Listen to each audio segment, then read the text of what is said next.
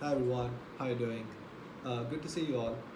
It's been a few weeks since I made the last video, and it's been a few months since this pandemic hit, roughly 3 months at this point, and it has been really rough for a lot of people, a lot of individuals, and a lot of families that have been impacted directly by this virus. It has been very hard, and I can't even imagine the toil and suffering that they are going through as a result of this. My heart really goes out to those individuals and families, and I just hope and I wish that sometime in the near future we can get back to some sort of normalcy. Though it's hard to say, we don't know at this point how long this thing is going to stay with us. The best we can do is just hope, right?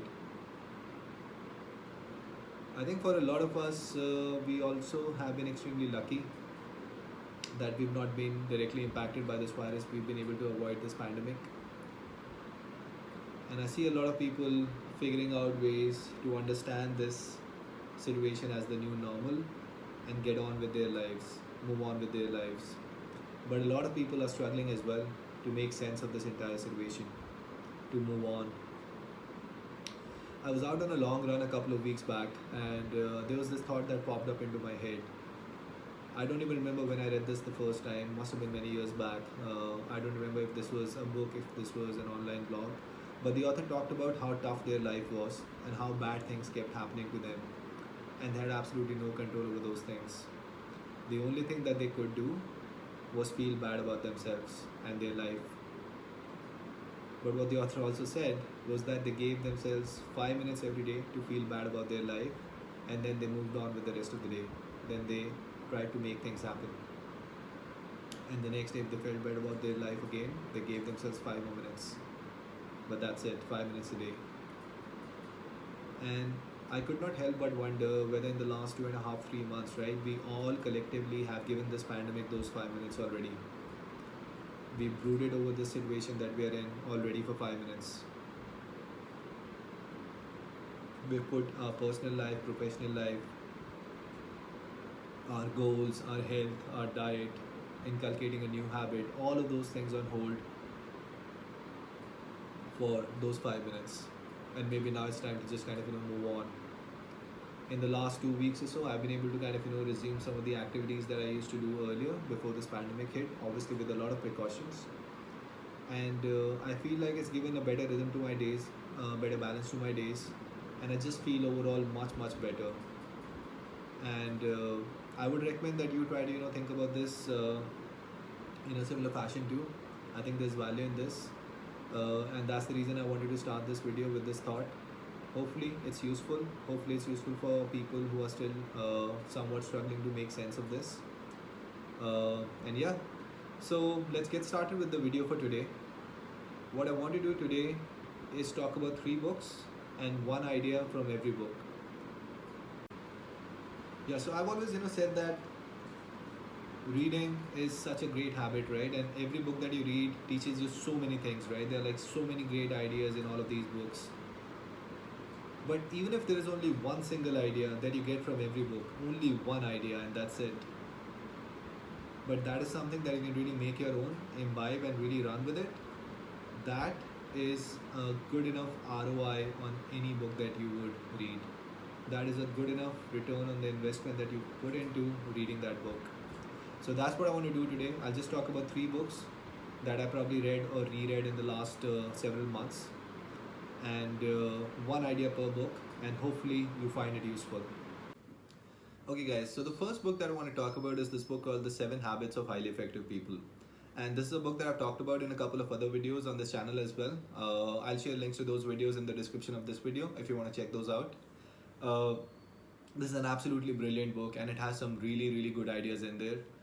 The one that I want to talk about in this video though is about relationships. And the idea is that every relationship that you're part of, it is like an emotional bank account, be it a personal relationship, be it a professional relationship. An emotional bank account very similar to a regular bank account that you have with a bank. You make regular deposits and investments of money in that account, and then once in a while when you need money, you withdraw from that account as well.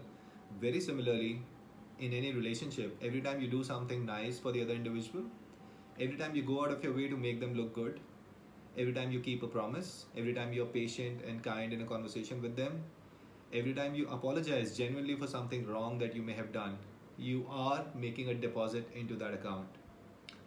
And once in a while, when you say something sarcastic or snarky to them, or you criticize them publicly or privately, or you interrupt them in a conversation, or you break a promise, right? That is when you withdraw from that emotional bank account. And it was a very powerful idea when I read about it for the first time. And I think a lot of times people struggle in their relationships because they do not understand this give and take, right? And I'm not saying that in any transactional manner, right? People suffer in those relationships because they are looking to withdraw from that relationship, or they're expecting something from the other person in that relationship, having not made any deposits up until that point, right? If you've not made any deposits, if you don't have any balance in that account, how would you withdraw? How would you withdraw successfully, right? You just cannot. And that is what really stuck with me, right? And over the years, I've been able to use this idea in my personal and professional relationships to some extent, and I would tell you I've seen a lot of value come out of this. So yeah, think about this. I think there's value in this. See how it sits with you. And if you have any comments about this idea, feel free to add those to the comment section down below. I would love to hear from you. And with that, let's move on to the next book and the next idea. Okay, guys, so the second book that I want to talk about today is this book, My Experiments with Truth, and it is by the father of our nation, Mahatma Gandhi. I read it sometime last year, and it's an absolutely brilliant book. I really liked it. So, if you get a chance, I definitely recommend you reading it as well. The idea that I want to talk about from this book is this idea of restraint. And I'm paraphrasing somewhat here, but what Gandhi said in the book was that any restraint that you put on yourself, and no matter what prompts it, is going to be good for you. And when I read this line for the first time, right, I could almost instantly relate to it, because at that time I had been practicing this idea of intermittent fasting for a good 2.5 years. For those of you who don't know, even though it's a very common term out there now, with intermittent fasting, what you're doing is through the course of your day, there is a fasting window where you absolutely do not eat anything, and then there is a eating window where you eat whatever number of meals you want to eat. I used to do 16 hours of fasting and then 8 hours of eating. Some people do 18 and 6, some people do 20 and 4, whatever works for them. And initially, when I started with that, right, it was really tough. But then, obviously, in a matter of a few days and weeks, my body got used to it. But the medium to long term benefits that I got out of that were immense. I felt a lot more energized through the course of my days. I could focus a lot better on my work. I developed strong muscles, and I was able to run longer distances without really feeling terribly tired. I used to have this persistent cough for a while, which was mostly allergies, and they started to get better as well. The idea of intermittent fasting also, talks about this idea of growth hormone. I would let you go and read about that elsewhere. But what I'm trying to get at is that even though it was tough to follow that initially, it really came back to pay some rich dividends later on, and I really kind of appreciated that. Another way to think about this restraint is also in your language and behavior, right? Sometimes we tend to be very free, very frivolous with our language. I always feel that that's not the best way to conduct yourself. A lot of times, we are in relationships with people at work. In our personal lives, we have personal relationships as well, and all those people who we are in a relationship with are not always the most reasonable. They would probably say something silly or stupid. They would say something sarcastic or nasty to you. They would probably even say something offensive. And the first response that we have is that, hey, I should be equally offensive. I should say something really smart and really snarky or sarcastic at this point as well. Or I should actually behave in such a way that they really understand how bad I felt. I should make them feel bad as well. And to be honest, I mean, over the last several years, I have done this knowingly or unknowingly about this idea that I'm talking about, and I've not been able to succeed every time. But every time I've been able to kind of show that restraint. At a later point, when I've gone back and thought about that instance or that situation, I have always felt good about it. I have always felt proud of my conduct. I've always felt proud that I was able to restrain myself and not say something stupid or silly or offensive in that moment. So yeah, I think that's one other way you could think about this restraint. I think one last thing which I want to talk about is this really beautiful documentary that I saw on Netflix sometime back. It's called Minimalism. It's about this movement that a couple of guys in the US started. You can look at the website as well. It's called minimalism.org. And there's this one scene in that documentary where one of the guys says that I have 10 shirts sitting in my closet, and every single shirt that I have in that closet is a favorite of mine. Simple as that. He's not talking about shirts and then polos and t-shirts, undershirts or whatnot, right?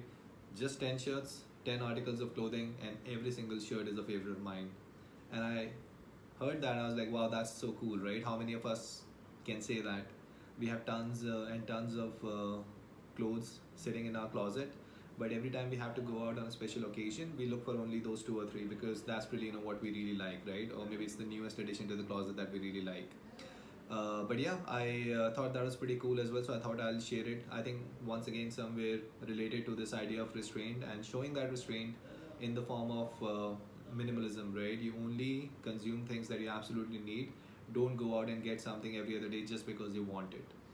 Cool. So that was the second idea. Hopefully, once again, you see some value in that. If you have any thoughts on that, let me know in the comment section down below, and we'll move on to the third book and third idea. Okay, guys, so the last book that I want to talk about today is this book. It's called The Buddha in Your Mirror. And obviously, as the name suggests, this is a book about Buddhism. I got this book from a friend of mine almost 1.5 years back. And I read this book for the first time roughly a year back or so. And then I've read it again in the last 6 months. And it's an absolutely brilliant book. I've been able to deploy some of the practices that they talk about in my daily life, and they have helped me immensely. So yeah, if you get a chance, check it out. You may like it as well.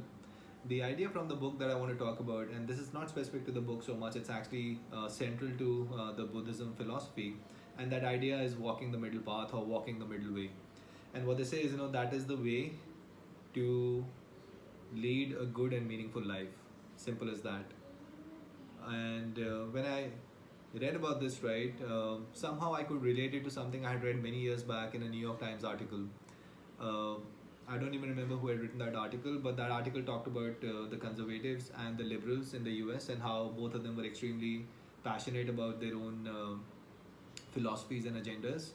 But what the author said was, walking that middle path is pretty rough because that is not getting the credit that it should get. Somebody who's walking the middle path, they are not getting the credit that they deserve. And since then, I've been able to kind of think about this in like so many different contexts, right? Uh, it's very easy to give up on your family, to give up on your loved ones, and just go live away in the mountains or in the forest or some remote part of the world, and not worry about anything, right? It may feel that it's a hard thing to do, to be away from your family or loved ones, right? But once you sever that connection initially, right, maybe that part is hard, but after that it becomes fairly easy. You can be away and you don't have to worry about anyone. You're just like living by yourself, just worried about your own single self. That's easy, right? You could do it.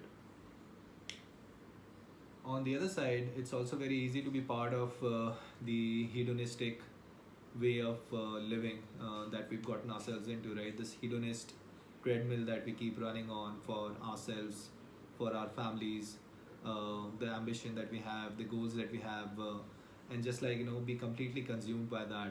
Once you get into that, it's almost like a spiral, right? You can be there, you get used to it. It's not terrible. It's not extremely hard as well. What's hard is walking that middle path, staying connected to your family, staying connected to your loved ones, but then at the same time being detached in some sense as well. So detachment is something that Buddhism talks about a lot. In fact, a lot of religions talk about this idea of detachment, but the idea is that you have to stay somewhere in the middle. We are at the end of the day material beings, and suppressing all of those material needs is not going to work for you, because you're just trying to suppress something which is natural to you. So walk that middle path, be there, but do not be completely consumed by that as well. I talked about the New York Times article earlier. Once again, right, when it comes to politics as well, this idea applies somewhat. There are a lot of extremely passionate people who are conservatives. This goes for like any country, India, the US, whatever, right? And then there are a lot of people who are extreme liberals, right? And in both those areas, in both those wings, right, The ideas are very simple and very well defined, and if you want to follow them, you know what those ideas are, you know what those talking points are, and they form the core set of your beliefs, right? What's harder, and what's much harder, is that walking the middle path, right? Being somebody who's smart enough to get good ideas from both the sides. If the conservatives have a good idea, you kind of latch onto that and you make it your own and you go with that. And then on the other side, if the liberals have some good idea, you kind of absorb those as well. And be passionate about walking that middle path, because it's extremely useful and extremely important, but also extremely hard. Applies to our careers as well, right? We're all extremely ambitious. You can be, and it's a good thing. You also do not want to be on the other extreme where you are completely lax and you don't worry about your career, you don't have any aspirations, any ambition. But on the other extreme, you don't want to be so ambitious that you kind of leave a trail of bodies in your wake. You kind of step on other people's toes in order to achieve your ambition. You want to get there, and you want to get there as a happy person, right? You want to get there as a calm person. So somewhere, walking that middle path where you have a balance between ambition and on the other side, not being completely relaxed or completely lax. Once again, a hard thing to do, but that is probably the best way to go as well. So yeah, that's the idea. Once again, I've read about this a few times. I have found it extremely useful. So once again, give it some thought, think about it. If you find that this is useful, let me know in the comment section. I'd love to hear from you. So yeah, that was the third idea that I wanted to talk about. Okay guys, so that's it for this video. Hopefully you enjoyed it. If you did enjoy it, do consider subscribing and sharing it further. And I would love to hear from you in the comment section. What do you think, if you have any thoughts? So yeah, that's it. Take care, stay safe, and hopefully I'll catch you soon again. See ya.